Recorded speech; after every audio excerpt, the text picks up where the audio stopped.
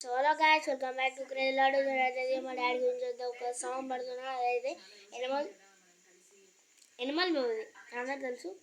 ఇంకా నా సూర్యుడివి, నా చంద్రుడివి, నా దేవునివి నువ్వే, నా కన్నులకి నువ్వు వెన్నెలవి, నా ఊపిరివి నువ్వే, నువ్వే కదా, నువ్వే కదా సీతానగా కలకి, నాన్న నువ్వు నా ప్రాణం అనిన సరిపోదట మాట, నాన్న నీకై ప్రాణం ఇవన ఇదిగో ఇది నా మాట, నువ్వే కదా, నువ్వే కదా సీతానగా